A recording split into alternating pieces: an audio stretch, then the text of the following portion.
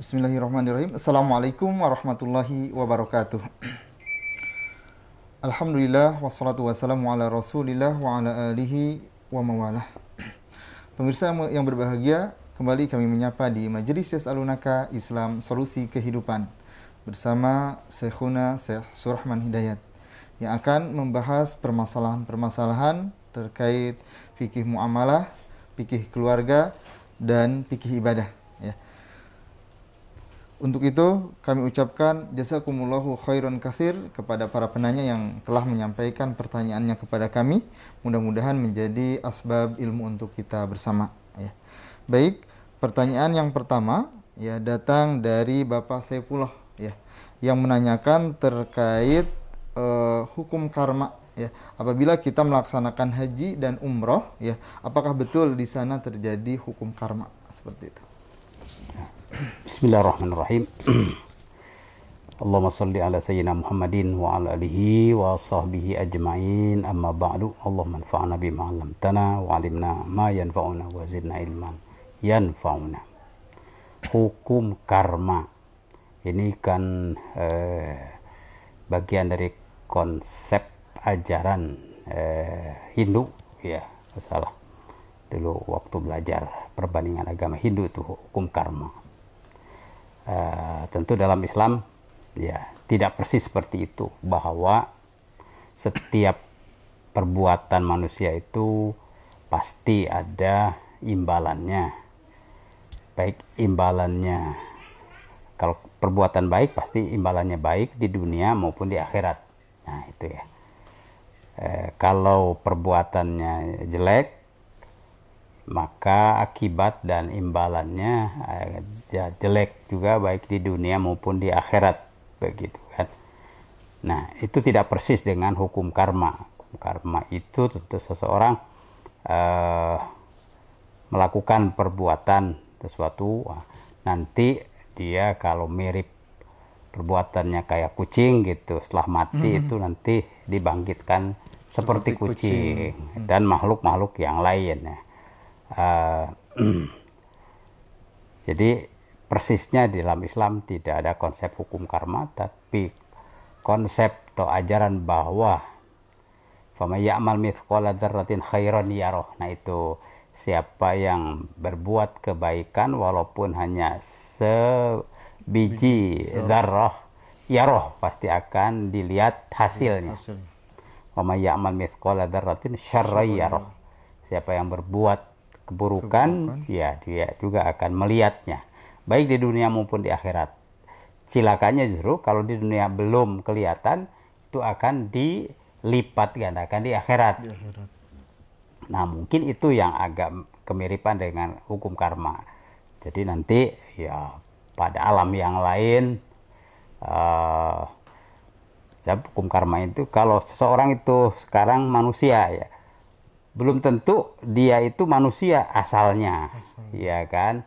Atau mungkin asalnya dia binatang, tapi karena perbuatannya baik, sekarang terlahir jadi manusia. Begitu. Justru kalau dalam Islam itu, dalam keasliannya nanti itu ruhan wa jasadan, jiwa dan jasadnya itu dibangkitkan kembali, begitu ya. Bahkan sejak di alam kubur, ruhnya tentu saja lepas.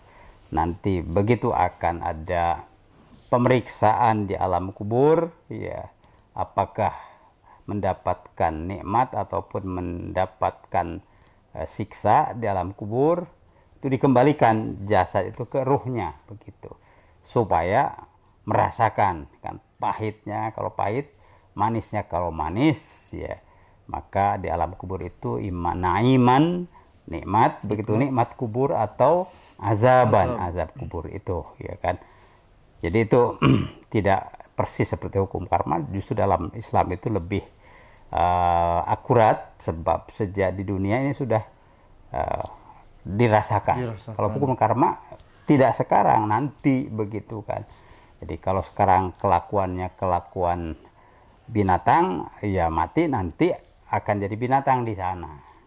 Kalau di dalam agenda Islam ya nanti ya seperti ya sosok sekarang itu ya dibangkitkan, ya kan, dibangkitkan ya ruhan wajah sadan begitu persis untuk mendapatkan imbalan amalnya, ya itu. Wallahu a'lam. Jazakumullah khair. Pertanyaan berikutnya datang dari Ibu Maya yang menanyakan terkait hukum mengganti sholat. Ya, nenek saya sakit selama 11 hari lalu meninggal di hari ke-12. Ya, selama 6 hari saya dampingi sholat, namun sisanya saya tidak tahu. Ya, bagaimana cara mengganti sholat tersebut? Ya, Bismillahirrahmanirrahim. Alhamdulillah, jadi selama sekian hari itu dikontrol, didampingi, ya kan, sholatnya. Mungkin ada hari kesekian, ya sudah mungkin tidak mampu lagi untuk menunaikan sholat dengan kaifiat yang biasa.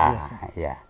Nah, di sini kan ada al-qudrah, ya, dan ada az-zikr, wa aqimis sholata li dzikri. Ya, tegakkan sholat selama kesadaran itu penuh, begitu. Karena sholat itu adalah ya li dzikrillah.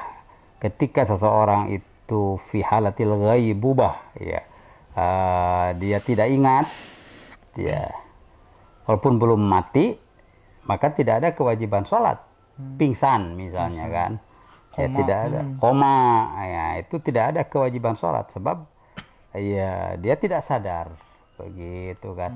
Ya tentu saja orang yang rufi al-qalam. Iya, rufi al-qalam, al-qalamu marfu'un, sebab tadi sholat itu ditunaikan li dzikri, untuk mengingat Allah. Justru kesadaran terhadap Allah itu pada puncaknya, begitu kan, dalam sholat, ya kan, ya khusyuk makanya kan. Karenanya kalau sudah uzur tentu dicabut atau tidak diwajibkan. Jadi kalau tidak diwajibkan berarti kan tidak dituntut. Tidak dituntut, ya. Bahwa ada kekhawatiran dari keluarga. Gimana nih ya? Mungkin ada sholat yang ditinggalkan tanpa sepengetahuan keluarga, ya kan? Nah, itu bagus saja. Itu bisa ditutupi